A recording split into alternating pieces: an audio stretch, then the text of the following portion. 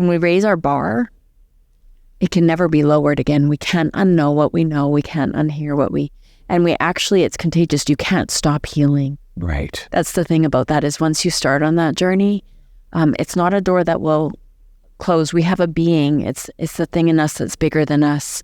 Love, life, purpose, all of our goodness. And once we open that up, when we start to do the healing work and the trauma work that has kept that shut down, it wants to grow. It wants to come out. You cannot stop it. Healing is contagious.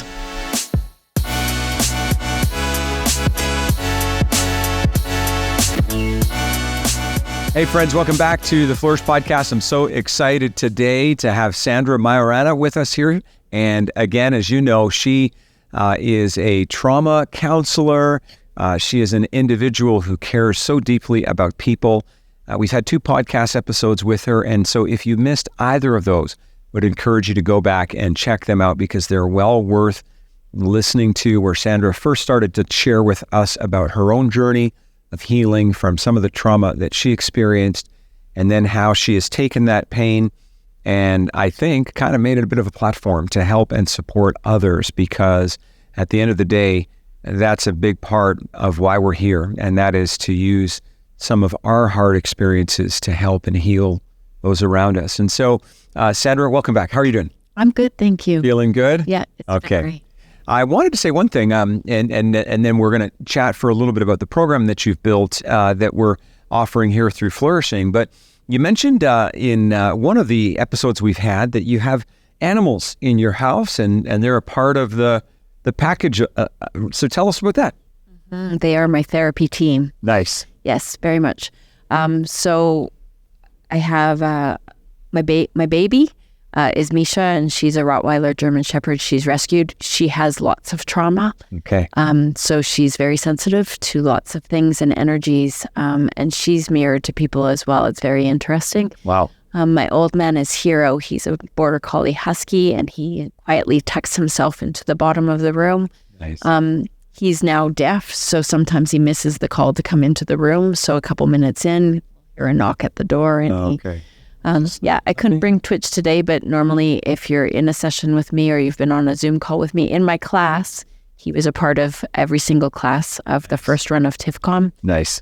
He's a bit of a showbird. Okay. And climbs all over me. Yeah. It really does help to regulate the room. Mm-hmm. And Misha is very sensitive. If I start to get animated, I use the F word a lot because it just speaks to some of the trauma and the things that have happened. She will do a big sigh, like, here's my mom being dramatic again, and or she'll leave the room. But it also lightens things. It's never been inappropriate. The timing of it is pretty spectacular. But yeah, pets are remarkable, and to have that a part of the process is neat. I work from my home, and so I just had a call this morning on a new client, and he's like, I've never done this before. How do I do this? And I said, it's like visiting a good friend. Right. You come into my house, you trip over the shoes at the front door. It really is something that it's not a clinical setting at all. This is about building relationship. And for so many people, they haven't really had a relationship like this where they've been heard, seen, not judged, not punished, not thought or looked at differently because of what their story is. It's a really, really super safe environment. That's powerful. So you use the term TIFCOM. Tell us about that. TIFCOM is what we came up with for trauma-informed flourishing coaching model. You know, again, just to speak of, we're not registered psychologists, we're not counselors. Mm-hmm. We just want to be informed and healed. And when I came to you with this, it was like, we can only coach or we can only move into life as far as we have come. And my hope was that we had some healed coaches. Mm-hmm. And because we all have something to heal. Sure. And the main philosophy in my practice is I don't ask you to do that which I haven't done. Right. Because I dared to do it. It was hard work. I didn't die. And I became and I expanded and I continue to grow because of that. So much of TIFCOM is saying to coaches and healers or anybody in any industry, it doesn't matter if it's trauma or a business, is that how do I lead you if I haven't been down that road? Yes. I remember initially having marriage counseling in my marriage, And the girl was 22 years old. So she was younger than us and she wasn't married. And I thought, how can you speak to marriage counseling when you don't have that experience? So it became one of my philosophies. And so then when you can say to your clients, I know where you've been. This is part of, again, where the relatability is there, the rapport is there. And I'm very vulnerable. And I speak to people at the beginning with consent about how much of my story they want to know. And I don't use it for any other reason, but again, to say, I'm going to ask you to do this because this is how I did it. And even, especially for children, we're always telling them what to do. And they were, why should I do that? And so I can speak to why you should do that. So that's a really important part of the program. Yeah. Is that philosophy. Yeah, and I love what you're saying. I mean, it's so funny today. You always have to cover your back, so to speak. And yeah, there's absolutely a place for psychologists and psychiatrists and, registered therapists. But, there's also a place for coaches. And somebody says, well, what's worse than a trauma-informed coach? And it's obviously a coach who's not trauma-informed, right? Because if you're not trauma-informed, then you could be unintentionally, without any knowledge, doing more harm than good. And so when we started to talk about it, I felt it was great because we have trained and certified thousands of coaches. And yet, in my opinion, and it's just an opinion, I could be wrong, though many of them, if not all, would have experienced some level of trauma, it was clear that maybe not all of them were really informed either about their own trauma and working through those issues, but even to have a bit of a basic toolkit to help people. Right. And you may not be the specialist and you may not be the heart surgeon.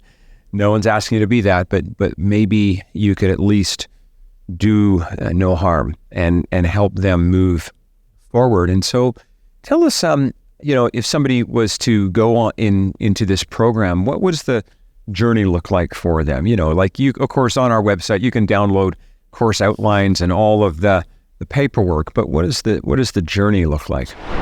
We believe that everyone should have the opportunity to work in a flourishing workplace. For so many, the workplace drains them and drags them down, rather than being a place where everyone belongs, everyone is valued, and everyone thrives.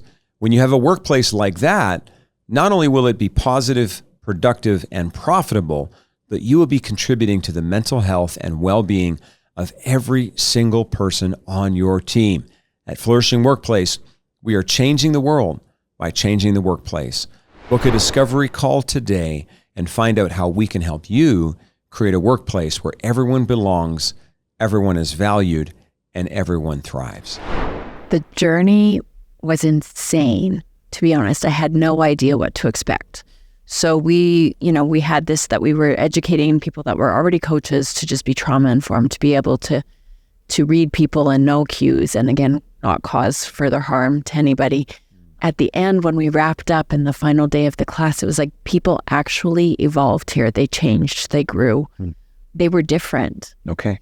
And what I love about that, I just got goosebumps, was that when we raise our bar, it can never be lowered again. We can't unknow what we know. We can't unhear what it's contagious. You can't stop healing. Right. That's the thing about that, is once you start on that journey, it's not a door that will close. We have a being. It's the thing in us that's bigger than us. Love, life, purpose, all of our goodness. And once we open that up, when we start to do the healing work and the trauma work that has kept that shut down, it wants to grow. It wants to come out. You cannot stop it. Healing is contagious. And so for the group of coaches or individuals who go through this program, we have, I don't know, we call them maybe part 1 and part 2, so that's like a fall start, and we go through the fall, and that's 12 weeks. Yes. And then the same thing starting in January, and another 12 weeks. And those are weekly classes, right? Yes. Actually, the second section is 16 weeks. Okay. Level 1 is about learning the content, and that's me kind of layman terms of the 12 years of education I have, bringing it in to make it easy for anybody to understand. And then the second level, we have case studies. And so I am very fortunate to have very supportive clients. my clients I network with, and they become really part of our family and part of our lives in other ways. It's really quite remarkable. But my very first client ever that I took on when I had to do the benevolence helped me with the languaging and the professionalism of writing out TIFCOM.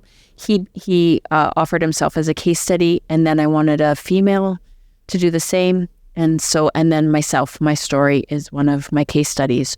So it's live and it's real. So in those case studies, everybody's in the group, and I share the case study as if I'm the client reading their story, and everybody gets to put their input and ask the questions and give an idea of what they would do for homework, what kind of journal entries they would, what intuition they have about that particular case. And what's amazing for me is those cases are 14 years old, and I can answer some of the questions live, that this is what they did and this is where they are now.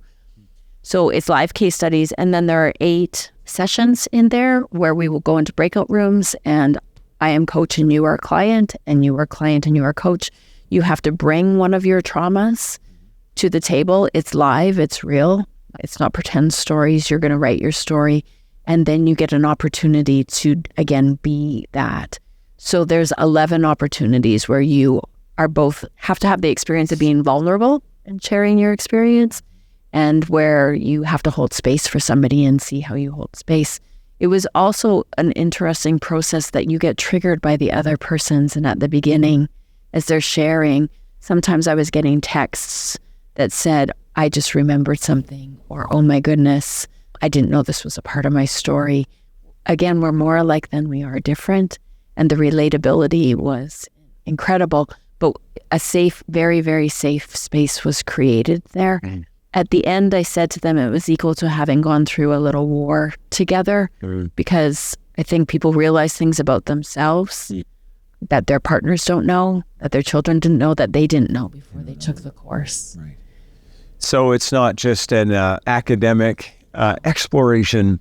It is not. It's a lot more experiential, right? And of course, they get the knowledge and you get the information, but it's awesome to think that they can go on a journey. Yes. I think that a lot of people who go into people helping professions, be it coaching or social work or therapy or whatever, even nurses, right? It can be to some degree out of our own need, whether conscious or unconscious, to be healed, right? Right. Yeah. Is that what you found? Mm-hmm. Yeah. Yeah, this was very much purpose-driven for me. Okay. And pay it forward. And it had to, my pain in my life and had to have meaning. Otherwise, it was just something I went through. Yeah. And I didn't want that to be the case.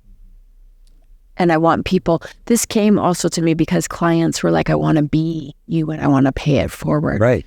And I didn't really understand at the beginning what that meant. But it was about this, again, needing to pay forward and drinking the Kool-Aid and wanting everybody to have a piece of that. Well, and one of the things that really is apparent to me is that you and I, we are all sort of on this journey, and it's really convenient to some degree to be able to focus on you and heal you and fix you, when maybe part of my journey is also making sure that I'm doing that to me. So I love that you've created this space for that. And so I will mention, friends, that if you're interested in getting more information about this program, it is going to be launching again in September. And we have several information sessions that are going to be rolling out in August and early September.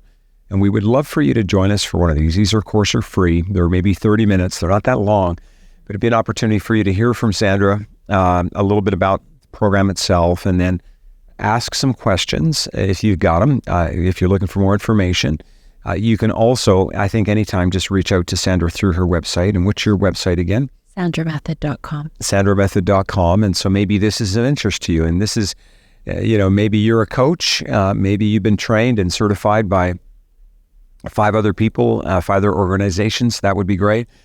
You're welcome here. Maybe you're a leader. Maybe you work with people like first responders on a daily basis. Maybe you just care and you would like the information first for yourself, but secondly, to be able to support the people that you love and the people that you know. And so just want to encourage you to join us for those info sessions or reach out to Sandra, because this could be the thing, and I realize it's not that there's some big before and after with me in terms of, look at me, I'm perfect now. Not at all. But there was a serious choice that I had to make at a certain point to deal with the stuff that was really holding me back. Not the stuff I told myself was holding me back, but the real deep wounds on the inside. And what a joyful journey when you look back on it. It's people say, well, how can you be grateful for your past? And the only answer is because I'm healed. And it doesn't mean that I'm perfect, but of course you couldn't say that or feel that unless you'd experienced some measure of healing. And I, at least for my own journey, feel so grateful because it's given me a capacity to help others that I'm positive I never would have had I just been raised in a perfect environment with all kinds of people perfectly loving me. We are imperfect. Number one, I am. And I grew up in an imperfect environment, and I think we all did. But the wonderful privilege we have to lean into healing, I think it's in front of all of us. And so, any final thoughts about this journey and TIFCOM and next steps for people? Something just came to me while you were speaking, and it's that pendulum. So even if the people were and so many of my clients are like, I had a perfect childhood.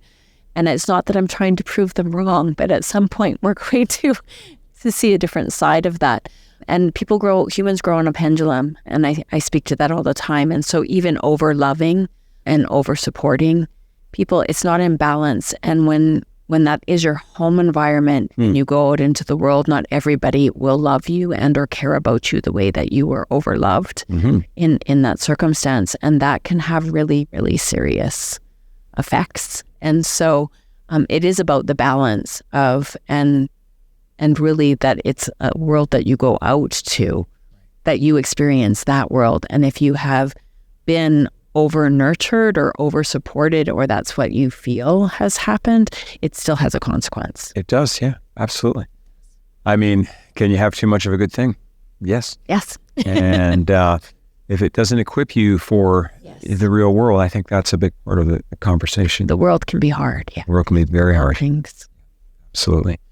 Well, thank you, Sandra. And again, I'll just encourage you, you can go to Sandra's website, sandramethod.com, reach out to her directly. But we also will post in the information about this episode here and others, some of the info around these info sessions.